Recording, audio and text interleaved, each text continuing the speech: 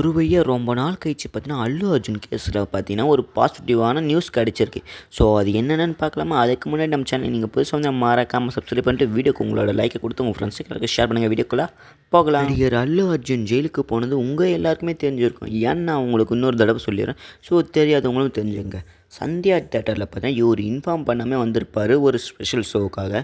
So அங்கே பார்த்தீங்கன்னா மக்கள் கூட்ட நெரிசலால் ஒரு அம்மா ஒரு பையன் பார்த்தீங்கன்னா மாட்டிக்கிட்டு இருப்பாங்க. ஸோ அந்த அம்மா பார்த்தீங்கன்னா அந்த இடத்துல உயிரை விட்டு இருப்பாங்க. அந்த பையனுக்கு பார்த்தீங்கன்னா ரொம்பவும் அடிபட்டு ஹாஸ்பிட்டலில் சேர்த்து வச்சுருந்தாங்க. அந்த பையன் கூட கிரிட்டிக்கலான சுச்சுவேஷனில் தான் இருந்தான்னு சொல்லியிருந்தாங்க பல பேர். ஆனால் இப்போ பார்த்தீங்கன்னா ஒரு ட்விஸ்ட்டு நடந்திருக்கு. என்னென்ன அந்த பையனுக்கு பார்த்தீங்கன்னா உடல்நிலை சரியாகிக்கிட்டே வந்திருக்குதா சொல்லியிருக்காங்க. இதுதான் நம்ம அல்லு அர்ஜுனோட பாசிட்டிவான நியூஸ். ஸோ எல்லா மக்களும் இதுதான் எதிர்பார்த்துருந்தாங்க. ஸோ அந்த அம்மா தான் தவறிட்டாங்க. அந்த பையனாச்சும் பிழைக்கட்டுமே பல பேர் வேண்டியிருந்தாங்க.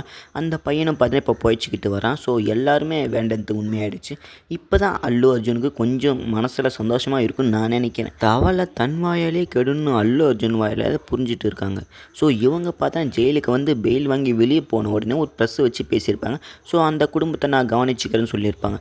இதனால் போலீஸ்க்கு பார்த்தீங்கன்னா என்னடா நீ வெளியே போய் அடங்க மாட்டேயா, ப்ரெஸ் வச்சு பேசின்னு இருக்கேன், எங்களுக்கு கேட்காம எப்படா நீ பேசலான்னு சொல்லி மறுபடியும் ஜெயிலில் போட்டு அதுக்கப்புறம் என்ன பெயில் எடுமே அந்த மாதிரி மாறி மாறி நடந்துக்கிட்டு இருந்து இதுக்கெல்லாம் ஒரு முடிவு கட்டுற மாதிரி அல்லு அர்ஜுனோட அப்பா பார்த்தீங்கன்னா அரவிந்த் இவங்க பார்த்தீங்கன்னா ஒன்று சொல்லியிருக்காங்க.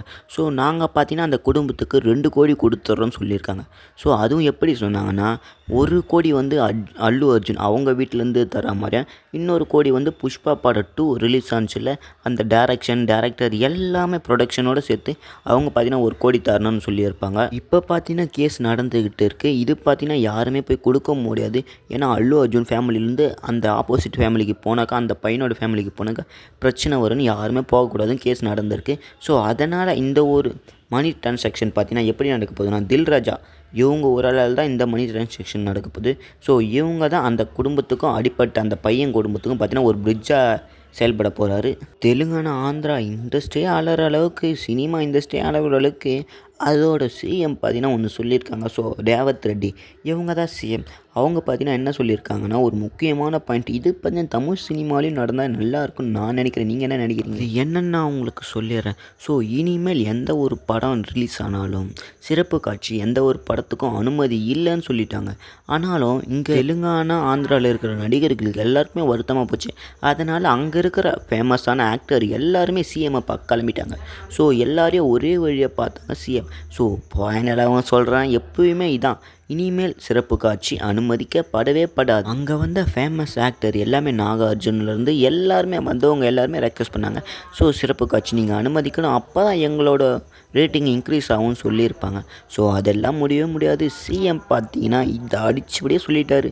ஸோ இனிமேல் தெலுங்கானா ஆந்திரா மாநிலங்களில் சிறப்பு காட்சி எந்த ஒரு படத்துக்கும் அனுமதி இருக்காரு. அதுக்கப்புறம் அவங்க பார்த்தா இன்னொரு லைன் சொல்லியிருப்பாங்க. ஸோ உங்கள் ரசிகர்லேயே உங்களால் கட்டுப்படுத்த முடியலையே, நீங்கள் எங்கேருந்து இந்த மாதிரிலாம் நீங்கள் பாதுகாப்பு பண்ண போகிறீங்க? அதனால் கவர்மெண்ட்டு பார்த்தீங்கன்னா உங்களுக்கு பாதுகாப்பு பண்ணும், ஓரளவுக்கு தான் பண்ணும், இதுவே முழு நேர வேலையாக பண்ணாதுன்னு சொல்லி அவங்க பார்த்தீங்கன்னா செம்மையாக முடிச்சு வச்சுருக்காங்க. ஸோ இந்த கேஸை பற்றி நீங்கள் என்ன நினைக்கிறீங்க? சிஎம் சொன்னதை பற்றி நீங்கள் என்ன நினைக்கிறீங்க? தமிழ்நாட்டில் வந்து எப்படி இருக்கும்?